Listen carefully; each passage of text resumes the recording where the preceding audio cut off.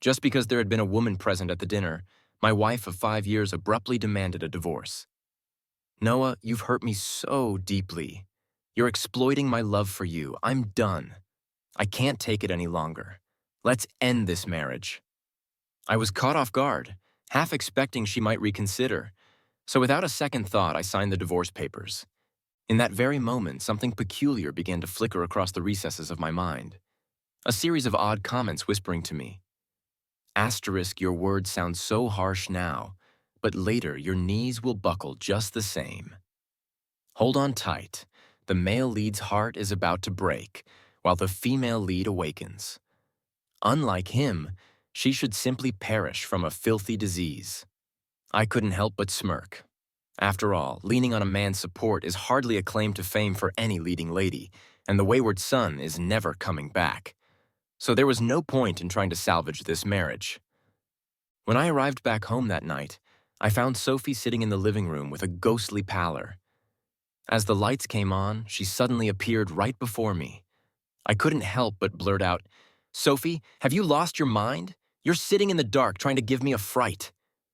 Even after 5 years of marriage, I never quite knew how to handle her presence.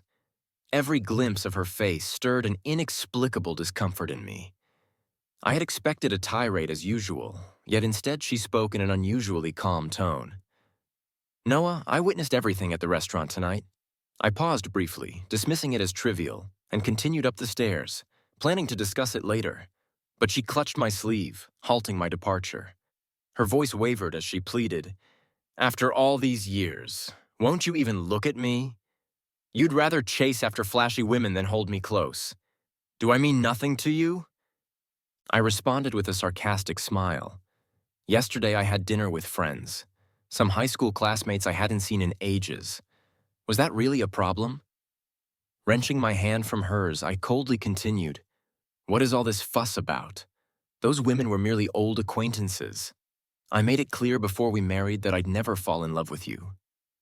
"You misunderstand," she insisted, stepping back with tears welling in her eyes. "High school classmates. Noah, I've loved you for 10 years. Even a stray dog would show more affection than you. I warned you not to get too friendly with other women. Don't you know I get jealous?" "Is this all because you know I love you?" she pleaded, her tone both bitter and sorrowful. Honestly, I secretly wished she would adopt a dog and leave me alone. Had it not been for the scandal of her shamelessly crawling into my bed years ago and coercing me with her parents' pressure, I wouldn't have spared her a glance. I couldn't fathom what she was hoping for, and then with a wry smile, she released my hand and declared, "Let's get a divorce. Someone as cold and heartless as you doesn't deserve my love." This wasn't the first time she had uttered those words. Each time they led to a prolonged Cold War, only for her to eventually beg me for forgiveness once her anger subsided. Taking her threat as mere bluster, I nonchalantly retrieved the divorce agreement from a drawer and offered it to her. "Sign it if you're truly resolved," I said, "and don't renege on your decision." Without hesitation, she snatched the document, signed it, and then flung it onto the couch with a chill. "Don't worry, I won't trouble you anymore. Not even if I die." I carefully tucked the papers away while watching her silently retreat to the bedroom to pack. Before disappearing, she coldly added, "Noah, loving you was the biggest mistake of my life." I couldn't help but laugh inwardly at the irony. Did she really deserve to utter such words? I lingered by the floor-to-ceiling window, watching as Sophie descended the stairs and left, leaving me in a long, silent pause. Was it finally over? I felt no sorrow as she walked out. After all, no one had forced her into marrying me. From beginning to end, it had been entirely her own wish. I even recalled telling Julia, "I'll take care of her. I can give her everything, except love." Now that she was the one departing, why should I be held responsible? The next morning, even before I was fully awake, the phone rang. I answered it to hear Lucas's all-too-familiar grating voice. "Noah, do you know who I saw last night?" Before I could reply, a wave of dizziness overtook me as a screen materialized before my eyes, accompanied by a cold, electronic narration. Asterisk plot twist. Progress, 70%. Asterisk. I froze and rubbed my eyes, but the screen remained. Just as I reached out to touch it, a barrage of commentary began. Asterisk, is the male lead about to turn into a simp for his wife? Haha, serves him right for not cherishing the female lead. Look at him, putting on a righteous act while using her as a substitute for Julia. Wait until the second male lead appears. The male lead won't even have a moment to weep. What on earth? I murmured. Terms like male lead and female lead rang out, though oddly abstract when strung together. It reminded me of the 100 novels I had recently read. Titles such as Asterisk, The 99th Escape of the Little Wife and CEO Asterisk, Asterisk Stop Self-Harming Asterisk, and Asterisk The Lady's Already Married, until it suddenly hit me. The world I inhabited was nothing more than a fictional universe from a novel. In the original tale, Sophie had given everything, yet I remained indifferent. Ultimately, after enduring a slew of my despicable behaviors, she had broken down and resolutely filed for divorce. With the support of the so-called second male lead, she made a triumphant return, emerging as a beloved and in-demand fashion director. Only when I finally realized my true feelings did I find myself at her doorstep, eyes red and pleading for just a glance. Noticing my prolonged silence, Lucas quipped suspiciously, "Wait, did you really fall in love with her?" I slumped back on my pillow, pinching the bridge of my nose in irritation. "If you're unwell, go see a doctor. Goodbye. Wait, don't you want to know who I saw?" Lucas continued, his tone shifting as if he were more interested in financial reports than my woes. "Maybe you should focus on the numbers and profit margins." He chuckled before adding, "I saw Sophie. She was in the arms of some guy." I arched an eyebrow. "That all? Aren't you worried she might really leave you?" I set down my newspaper and smiled lazily as I contemplated the absurdity. Her legs held by a stranger? Whether she chooses to stay or depart, it's ultimately her decision. After all, she has loved you for years, hasn't she? Yet she's always threatening divorce. Has she ever truly followed through? I've heard those cutting words so often my ears are nearly calloused. It's only a matter of time before she comes running back. I made no effort to hide the mockery in my voice.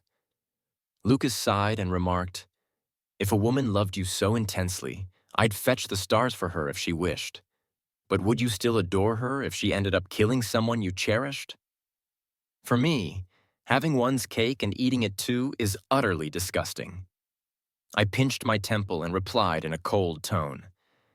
Back in the old days, Sophie, despite knowing full well I was already involved with her sister, pursued me relentlessly.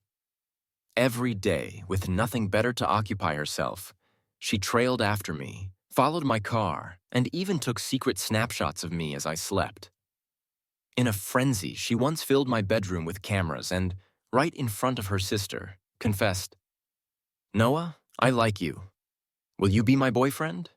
When I rejected her, she didn't become despondent. Instead, she beamed as if radiating sunshine and promised, "All right, I'll confess again tomorrow. One day you'll see I'm a far better match for you than she ever was." Determined to prove her superiority over her sister, she somehow acquired a spare key to my house. Every night she would sneak over, prepare dinner for me, and warm up my bed. On one occasion, she even crept into my bedroom completely naked, hoping to surprise me. I reached a point where I nearly considered calling the police, but Julia would always intervene, tearfully pleading not to send her only sister to jail. After all, she was my sister, and I had promised our parents I'd look after her. I despised the fact that I was powerless to stop her. Yet, life has a way of punishing even the kindest souls. The year we were planning our wedding, Julia was diagnosed with stomach cancer and had little time left. On her deathbed, she begged me, "Noah, I've never asked anything of you except one thing. Promise me that if Sophie ever makes a grave mistake, you'll let her off the hook."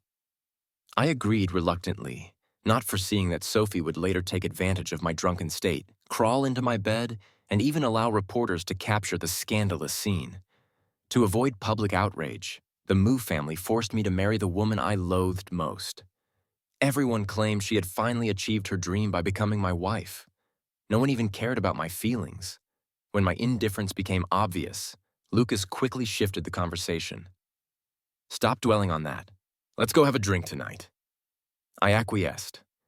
After hanging up, the silent screen lit up with more commentary. Asterisk dog male lead. The harder you act now, the softer you'll be later. Just wait until the tears start. The scumbag male lead is trash. Mistaking a pearl for a fish eye. Julia means nothing compared to Sophie. She's not even a single hair worth it. Wait until the female lead is in another man's arms. Won't the male lead lose his mind? I couldn't help but laugh at the absurdity of it all. It seemed the viewers were as dense as Sophie, their minds mushy from reading countless novels. Suddenly, the progress bar jumped to 50%, and new comments flooded in. Asterisk, am I imagining things? Why did the progress drop instead of rise? Does the male lead truly love the female lead? And isn't the dog male lead only faking strength? Deep down, he's already planning to apologize? That evening, I drove my black Cayenne to Mai's bar as planned. Even before stepping through the door, I spotted Sophie striding confidently toward me, arm linked with David's, and her head held high in defiant provocation.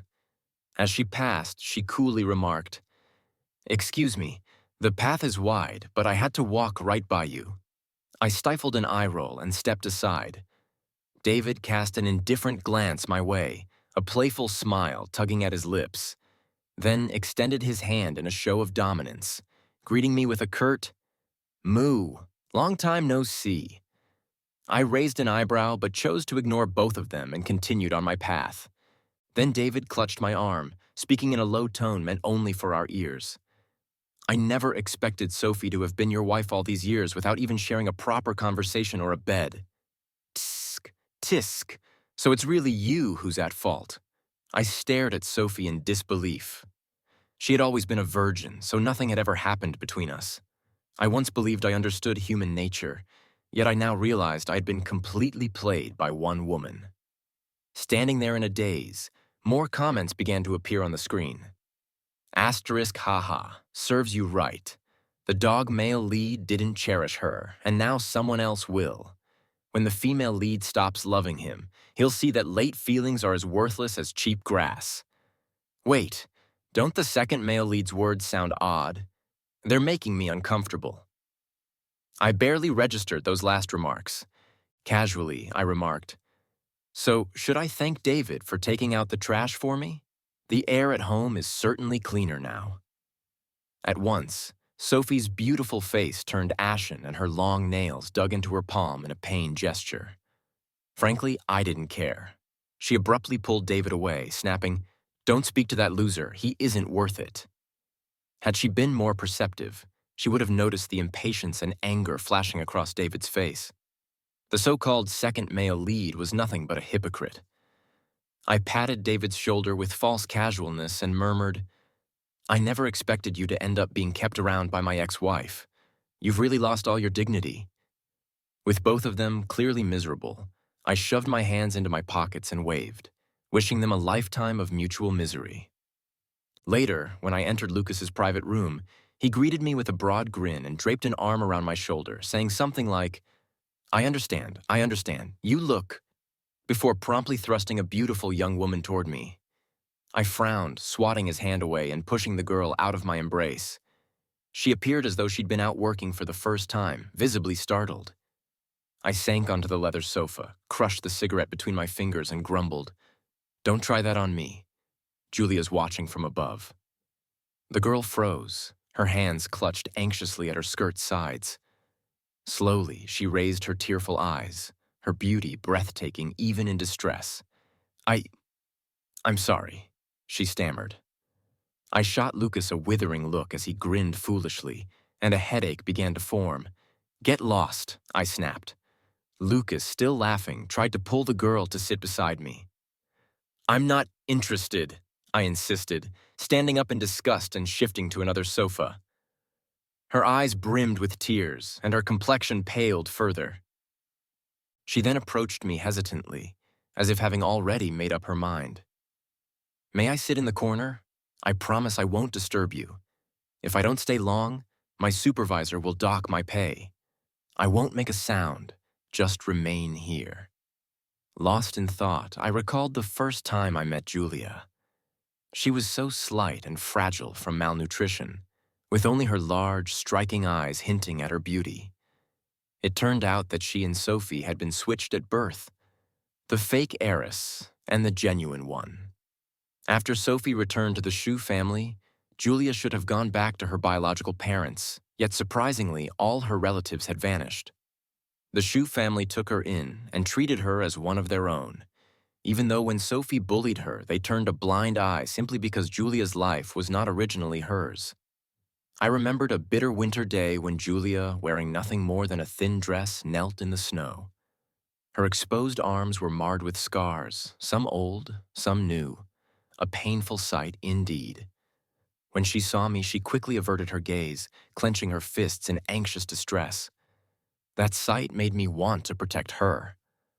Fine, I relented softly. You can stay in the corner. Grateful, she managed a small smile through her tears and settled down. Soon after, Lucas set up a card game, scattering chips and cards across the table. My luck was atrocious that night. I lost 18 rounds in a row. Frustrated, I leaned back and glanced over at the girl in the corner. In a hoarse voice, I said, "Hey, draw a card for me. If you win, it's yours." She hesitated and looked up uncertainly. Me? I nodded. If you lose, it still counts as mine. Relieved, she cautiously drew a card and handed it over. Just as I was about to reveal the card, the door swung open abruptly.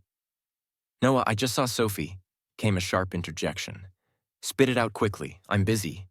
I refocused on my cards, pondering my next move, when I recalled seeing Sophie kissing David at the bar, completely entangled with him.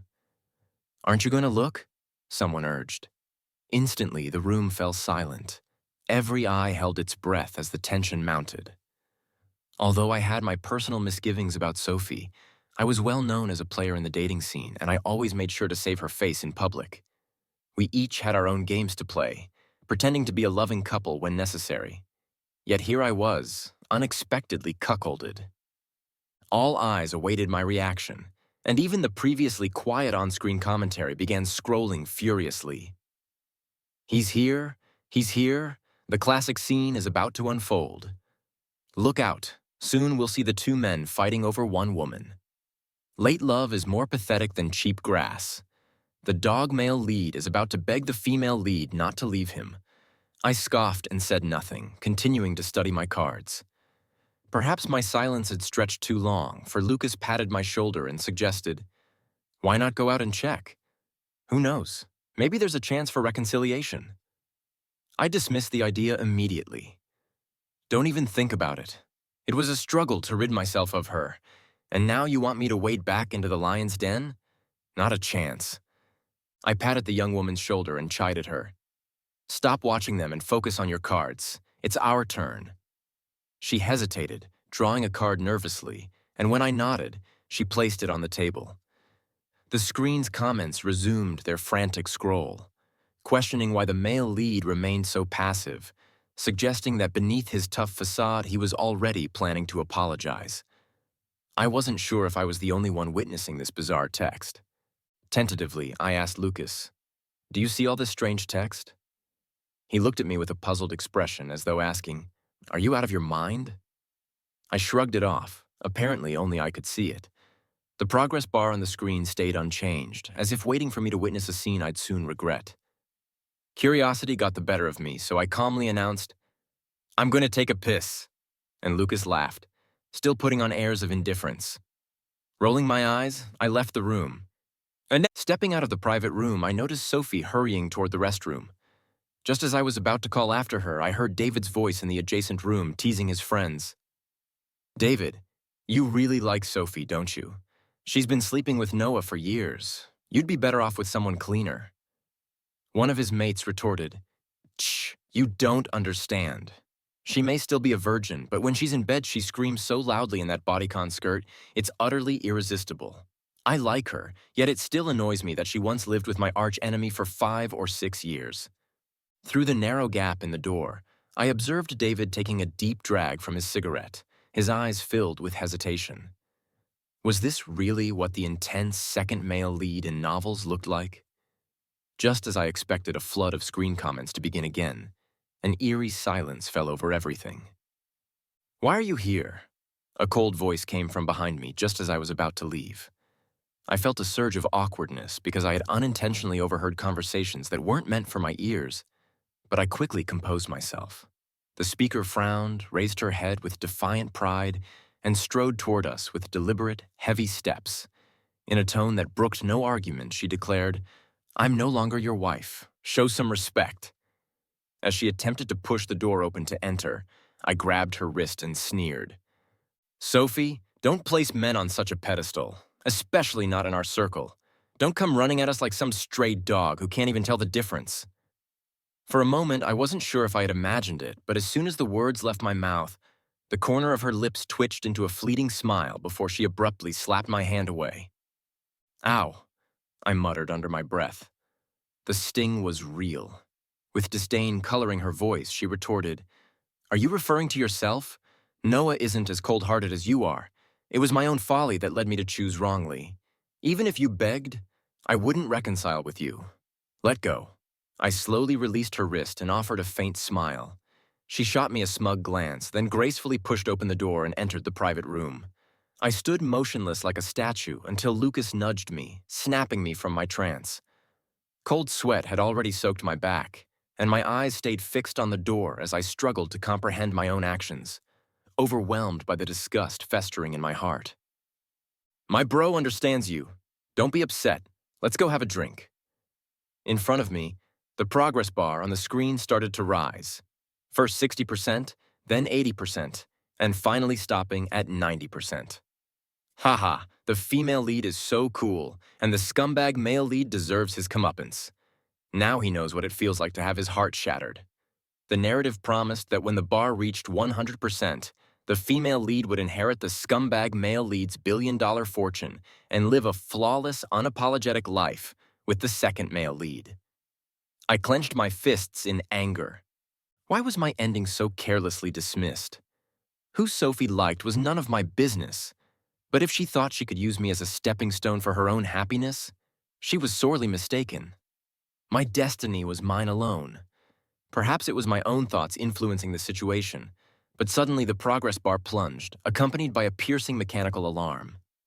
Asterisk, asterisk, warning, warning, plot reversal progress abnormal, plot reversal progress abnormal, progress 60%, progress 30%. Asterisk, asterisk. At that moment, Sophie burst out of the room shouting my name. "Noah!" I turned to face her with a flash of hatred in my eyes as fragmented memories rushed back. I recalled that after the process was finalized, I had ignored my parents' protests and resolutely handed Sophie the billion-dollar fortune. Then I had left alone, venturing abroad to mend a broken heart, while my parents, devastated by my rash actions, faded away, never to meet again. I had become nothing more than a pawn, a mere backdrop in her ascent to the top, ultimately remaining single for her sake. The sheer absurdity of it all made me want to slap myself. How foolish I had been, to live and die for a woman I never truly loved. There was no such thing as a plot reversal. It was merely the delusions of someone desperate for an unattainable love. To jolt me from these thoughts, Sophie loudly declared, "I hope you never interfere with my life again." David then wrapped his arm possessively around her waist and raised an eyebrow as he fixed his gaze on me. "Sophie's mine now. Moo. Show some respect." Screen comments exploded in a torrent of messages that obscured the entire page. At that moment, a graceful figure emerged before me, and an idea suddenly sparked. I seized her waist and whispered, "Help me out." The girl looked up in confusion, but upon recognizing me, she nodded obediently and stood by my side. "My girlfriend," I declared, locking eyes with David and mocking him. "My girlfriend is so beautiful. Do you really think I'd be interested in the so-called old virgin you keep harping on about?" I emphasized the words old virgin with deliberate clarity. Sophie's face darkened and her eyes flashed with sudden hurt. "We broke up just days ago," she said, her voice tinged with grievance. "You never really meant anything to me. I never claimed to love you. From start to finish, you were the one deluding yourself. And how cheap is your love that you'd sleep with someone else merely 2 days after our divorce? Sophie, are you really that starved for affection?" Through tears, Sophie laughed bitterly, staring at me with sorrow in her eyes. "Yes, I'm pathetic. I always thought that someday you'd love me. I even had plastic surgery to resemble your sister. I sacrificed everything for you." Her voice cracked with despair. "What makes me any different from that slut, Julia?" Before anyone could react, a sharp slap landed, leaving a red mark on Sophie's soft skin. I coldly admonished her, "Don't mention Julia. You're not worthy. Before we married, I warned you countless times not to stir up emotions, not to climb into my bed and force me to forsake your sister. Your love repels me." Furious, she trembled with rage and raised her hand to strike me, but I caught her wrist. "I don't hit women," I asserted, "though there are exceptions." Then, releasing her hand, I turned and walked back into the room without looking back. "Noah, I don't love you anymore. I will never love a scumbag like you," she screamed hysterically. I paused briefly, refusing to turn around. The word love had long since faded from my life with Julia's passing. I stepped out of the bar, and a biting wind struck me as I pulled my coat tighter. Gazing up at the distant fireworks that suddenly lit the pitch-black sky, I noticed a couple in the distance locked in an embrace, their kisses and dazzling smiles nearly otherworldly. Meanwhile, David carefully dabbed away the tears from Sophie's eyes, though I couldn't make out his words. In that instant, her eyes seemed to brighten with a hint of retaliation. She stood on tiptoes and pressed her lips to David's in a passionate kiss. "Boring," I murmured, my nose reddening from the cold. I turned away and staggered forward, nearly tripping before a pair of soft, fair hands caught me just in time.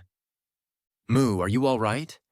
For a moment, I fancied I recognized Julia, the woman who had occupied my heart for so long. "What's your name? I've had a few drinks and can't drive. Could you take me to Honya Mountain Resort?" I twirled my car keys idly, my eyes fixed on the woman before me. Lowering her head and biting her lip, she accepted the keys and climbed into the car. "My name is Stella, like the star in the sky," she offered softly. I smiled faintly without adding another word. Stella drove me to Honya Mountain Resort, and upon arrival, she courteously opened the car door for me. Checking the information about her on my phone sparked an idea, and I grinned carelessly. "Stella, would you be interested in striking a deal with me?" A flash of surprise crossed her eyes before that night she became my girlfriend in name. We agreed she would merely pose as my girlfriend, and I would pay her accordingly. I was curious to see whether Sophie would still laugh in the end. I lavished Stella with houses, cars, and extravagant jewelry, staging an ostentatious display that even Lucas, who had always maintained good relations with me, couldn't help but comment on. "Why don't you just go get her back? There's no need to do all this." His puzzled expression was met by my dismissive lowering of my head as I continued my work. "Stop overthinking. Just do your job." Lucas paced around the office like he had something pressing on his mind but couldn't articulate it. Growing irritated, I closed my laptop and fixed him with a stern gaze. "Just say what's on your mind. What's going on?" He plopped down beside me and rambled. "Sophie's getting engaged to David. Aren't you upset by that?" I laughed, dismissing his concerns. "Why should I be upset? Sophie was with you for so many years." He stumbled over his words in a feeble attempt to explain, but eventually muttered, "Just don't regret it later." Without waiting for my response, he dashed out of the office. I stared after him, lost in thought as his refrain echoed in my mind, a refrain I had heard over 20 times. Even Sophie's best friend had called to chastise me, labeling me a cheater and a scumbag, insisting that I would eventually come to regret everything. It seemed as though everyone wanted me to come to my senses and pursue Sophie once more. But was that truly necessary? I never loved her. I married her because she shamelessly invaded my life and pressured my parents. We had agreed before marrying to maintain our individual space. She deluded herself, believing that time would somehow make me love her, and when she demanded a divorce, I assumed it was merely a moment of hopelessness. Little did I know, it was all part of her mission. I stood by the floor-to-ceiling windows in my company's office, looking down at the endless stream of cars and people below, so small, yet so real. Perhaps to those watching the screen comments, I was just an expendable character. But to me, what I saw was the true world. Several days passed without any word of Sophie's wedding. Instead, I was inundated with news of her car accident. At first, it seemed unrelated to me, but my mother's impassioned pleas to visit her in the hospital became impossible to ignore. Noah, I know you don't like Sophie, but for the sake of all the years she loved you, go see her. My mother pleaded, her voice thick with emotion. Perhaps she saw a reflection of her own youthful passions. She had once loved my father to the point of madness, even when he was with other women, rushing to deliver contraception supplies and believing that if she gave enough, something would be returned. She used to say, "If it weren't for you, I would have divorced your father long ago." As a child, I carried the guilt of burdening her, a guilt that persisted until I was old enough to protect her. When I finally had the means, I urged her to leave my father, but she obstinately refused, instead pressuring me to marry a woman I didn't love. Mom, you know I find even looking at her repulsive. Why must you force me? I once lamented, pinching the bridge of my nose in exasperation. I didn't realize my words would wound her until she exploded in hysterical anger, accusing me of being as heartless as my father. "If you don't go, I'll die right before your eyes," she screamed. Relenting, I agreed. When I arrived at the hospital and walked toward Sophie's room, my thoughts were dark and calculating, wondering how to finally make her stop burdening my mother. As the familiar barrage of screen comments reappeared, I wondered if this was the moment for another plot twist. The audience seemed to revel in the male lead's suffering. Too bad the scumbag was destined to weep while the strong female lead already had her eyes on the second male lead. Only a few comments expressed sympathy for me, the man trapped in a loveless marriage. Their words barely stirred me. Taking a deep breath, I slowly pushed open the door to Sophie's hospital room. She didn't seem surprised at all. Rather, it was as if she had been expecting me. "What are you here for?" she asked softly. I replied, "I came to see if you're dead yet.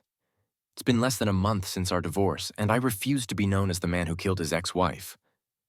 Suddenly, her eyes reddened and tears streamed down uncontrollably. A pitiful beauty that repulsed me because Julia would never have resorted to such theatrics for sympathy.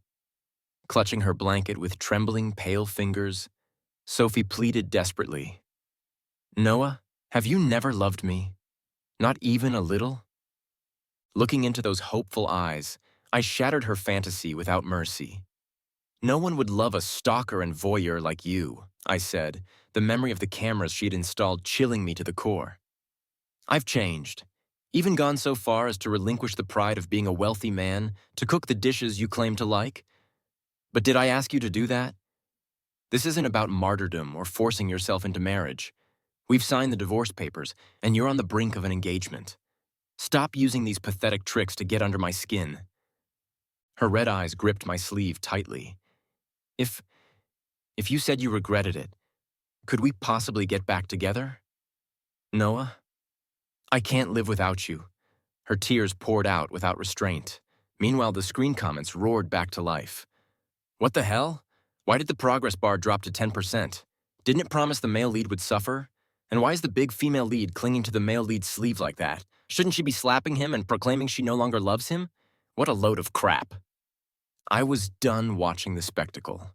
For a brief moment, Sophie's face turned ashen as she frantically looked at me, as if she could see the comments too. I coldly pried her fingers off my sleeve one by one. "Don't even think about it, Sophie. You're an adult. No one is holding a knife to your neck forcing you to choose. Stop playing the victim and building yourself up on a pedestal. Your love and everything you've done sickens me." I then called out to someone standing just outside the door. Come in. It appeared she didn't love you as much as you claim, Sophie. Panic overtook her. She didn't even bother to remove the needle from her hand before collapsing from the bed. The 4-bottle container crashed to the floor, liquid spilling everywhere while glaring drops of blood trickled from her wound. A messy, almost absurd scene. David, don't listen to him. I love you. Really. Please believe me. David remained unmoved, looking down at her from a higher vantage point just when Sophie thought his heart might soften. His voice dripped with sarcasm as he sneered. You were so pure and aloof when we first met. I never imagined you'd end up crawling on the floor like a dog begging me not to leave. Hee ha ha. You really think I fell in love with you? If you weren't Noah's woman, I wouldn't even spare a glance. His laughter was like a sharp knife plunging into Sophie's heart, each echoing chuckle slicing through her.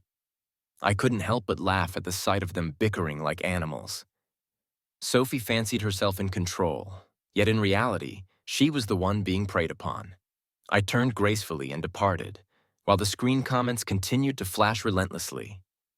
The screen eventually froze into a pixelated blur, and behind me, I could hear the heated voices of the two arguing, insults like slut, old virgin, coward, bastard child flying back and forth.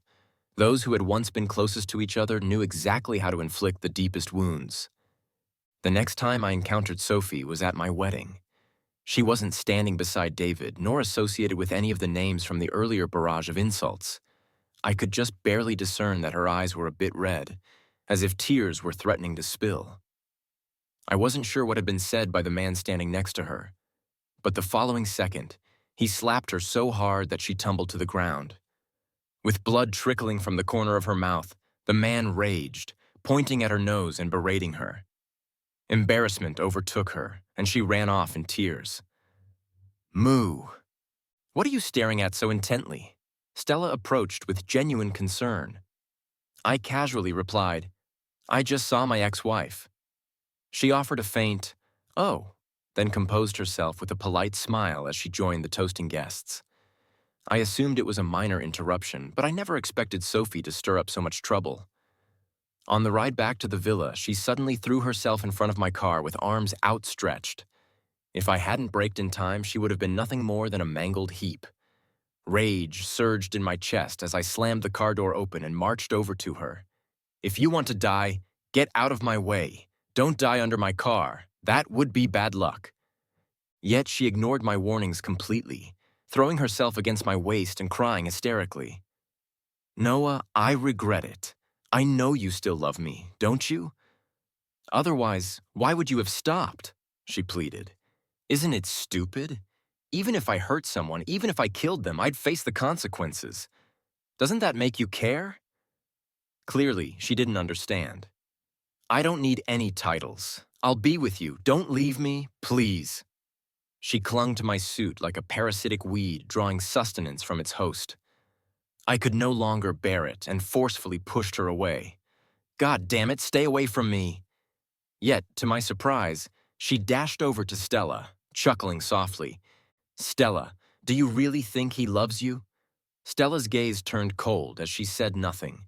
Amid tears, Sophie pointed at her own haggard face, hysterically exclaiming, Look at me. I look so much like my sister. He doesn't love me, so what about you with only a 5-to-1 resemblance? Laughing, Stella replied dismissively, Besides that bitch Julia, he loves no one. Besides, who said I want his love? He's powerful, and in his heart, there's still a first love. But so what? As the saying goes, a woman's 3 great happinesses are when her husband doesn't come home, when he has money, and when he doesn't come home but leaves her with $3 million in pocket money. Sophie, you're still too young.